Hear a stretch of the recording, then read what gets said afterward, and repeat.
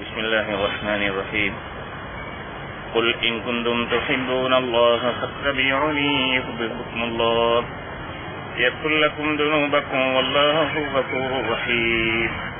പ്രിയപ്പെട്ട സഹോദരി സഹോദരന്മാരെ, ലോകഗുരു നബിയുന മുഹമ്മദ് സല്ലല്ലാഹു അലൈഹി വസല്ലം തങ്ങളുടെ പ്രവാചകൻ നബി തിരുമേനി സല്ലല്ലാഹു അലൈഹി വസല്ലം തങ്ങളോടുള്ള സ്നേഹം എപ്രകാരമാണ് നാം പങ്കുവയ്ക്കേണ്ടതെന്നും ആ പ്രവാചകനോടുള്ള സ്നേഹം കൊണ്ട് സൃഷ്ടികർത്താവായ അള്ളാഹുവിന്റെ സ്നേഹവും എങ്ങനെ ലഭ്യമാകും, അതുമായി അനുബന്ധിച്ച ഒന്ന് രണ്ട് കാര്യങ്ങളാണ് പ്രിയപ്പെട്ട പ്രേക്ഷകർക്ക് മുമ്പിൽ ഞാൻ വയ്ക്കാൻ ആഗ്രഹിക്കുന്നത്. AD 571 ഏപ്രിൽ മാസം റബീഉൽ അവ്വൽ 12-ാം തീയതി പ്രഭാത സമയത്തിൽ ആമിന അബ്ദുള്ള ദമ്പതിയുടെ മകനായി പ്രവാചകൻ മുഹമ്മദ് നബി സല്ലല്ലാഹു അലൈഹി വസല്ലം തങ്ങൾ മക്കയിൽ പൂജാതനായി. AD 571 ഏപ്രിൽ മാസം റബീഉൽ അവ്വൽ 12-ാം തീയതി പ്രഭാത സമയത്തിൽ ആമിന അബ്ദുള്ള ദമ്പതിയുടെ മകനായി പ്രവാചകൻ മുഹമ്മദ് നബി സല്ലല്ലാഹു അലൈഹി വസല്ലം തങ്ങൾ മക്കയിൽ പൂജാതനായി.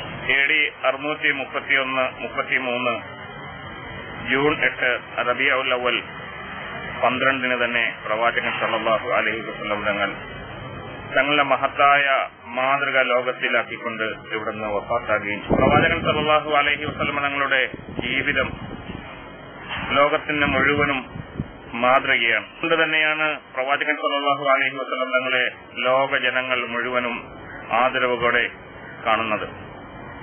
നബി തിരുമേനി സല്ലല്ലാഹു അലൈഹി വസല്ലം തങ്ങൾ കേവലം ഒരു സമുദായത്തിന് മാത്രമല്ല പ്രവാചകനായി സൃഷ്ടികർത്താവായ അള്ളാഹു നിയോഗിച്ചത്, മനുഷ്യർക്കും മറ്റിതര ഭൂമിയിൽ വസിക്കുന്ന മുഴുവൻ ജീവജാലങ്ങൾക്കും വൃക്ഷങ്ങൾക്കും എറുമ്പുകൾ പോലെയുള്ള ചെറിയ ചെറിയ പ്രാണികൾക്കും പ്രവാചകനും കാരുണ്യമായിട്ടാണ് റസൂലുള്ളാഹി സ്വല്ലല്ലാഹു അലൈഹി വസല്ലം തങ്ങൾ ലോകത്തിലേക്ക് വന്നത്. ചുരുങ്ങിയ കാലയളവിനുള്ളിൽ ഒരു മനുഷ്യ ജീവിതം എങ്ങനെയാണ് ജീവിക്കേണ്ടത് എന്ന തങ്ങളുടെ ജീവിതത്തിലൂടെ ലോകത്തിൽ അത് മാതൃകയാക്കി തന്നിട്ടുണ്ട്. ഏറ്റവും മുഖ്യമായി പ്രവാചകൻ അവതരിപ്പിച്ച ഒരു സന്ദേശമാണ് ലോക മാനവികത. മനുഷ്യനെ എങ്ങനെയാണ് കാണേണ്ടത്.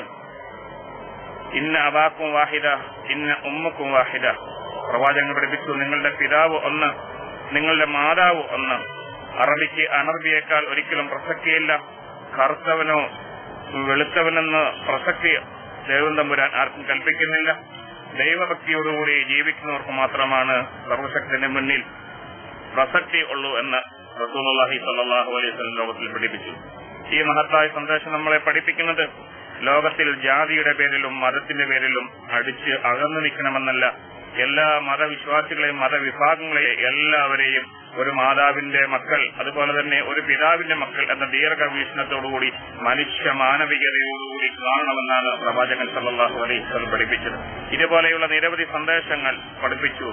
40 വീട്ടുകാർ നിന്റെ അയൽവാസികളാണെന്നും നിന്റെ അയൽവാസിയിൽപ്പെട്ട ഏതെങ്കിലും ഒരു മനുഷ്യൻ പട്ടിണിയാണ് എന്ന് നീ മനസ്സിലാക്കിക്കൊണ്ട് നീ വയറ് നിറച്ച് കഴിക്കുന്നുവെങ്കിൽ നീ വിശ്വാസം പൂർണ്ണമായും ഉൾക്കൊണ്ടവനാകുകയില്ല എന്നും റസൂലുള്ളാഹി സ്വല്ലല്ലാഹു അലൈഹി വസല്ലം ലോകത്തെ പഠിപ്പിച്ചു. നിങ്ങളുടേതായ ഭക്ഷണം അത് നിങ്ങളുടെ അയൽവക്കത്ത് കഴിയുന്നവൻ അവൻ പട്ടിണിയാണെന്ന് നിങ്ങൾ മനസ്സിലാക്കുന്നു. നിങ്ങൾക്ക് കുറഞ്ഞ ഭക്ഷണമുള്ളെങ്കിലും നിങ്ങളുടെ കറിയിൽ കുറച്ചുകൂടി വെള്ളം ചേർത്തുകൊണ്ട് നിങ്ങളുടെ അയൽവക്കത്ത് കഴിയുന്ന സാധുവായ മനുഷ്യന് കൊടുത്ത് നിങ്ങളുടെ മഹത്തായ സാഹോദര്യം നിങ്ങൾ പ്രകടിപ്പിക്കണമെന്നും ഇസ്ലാമിന്റെ സന്ദേശം വിളംബരം ചെയ്യണമെന്നും റസൂലുള്ളാഹി സ്വല്ലല്ലാഹു അലൈഹി വസല്ലം നമ്മളെ പഠിപ്പിക്കുന്നു. ഇങ്ങനെ ലോകത്തിന്റെ മുഴുവൻ നായകനായ മാതൃകയായ പ്രവാചകൻ സല്ലല്ലാഹു അലൈഹി വസല്ലം തങ്ങൾ ഒരു മനുഷ്യ ജീവിതത്തിൽ പ്രാവർത്തികമാക്കേണ്ട മുഴുവൻ ഭാഗങ്ങളും എങ്ങനെയാണ് പ്രവർത്തന മണ്ഡലത്തിൽ കൊണ്ടുവരേണ്ടത് എന്ന ചുരുങ്ങിയ കാലഘട്ടത്തിൽ ലോകത്തെ പഠിപ്പിക്കുകയും ചെയ്തു. അങ്ങനെയുള്ള പ്രവാചകന്റെ ജീവിതചര്യ നാം ഉൾക്കൊണ്ട് ജീവിക്കുമ്പോഴാണ് ആ പ്രവാചക സ്നേഹം നാം യഥാർത്ഥമായി ഉൾക്കൊണ്ടവനാകുകയുള്ളൂ.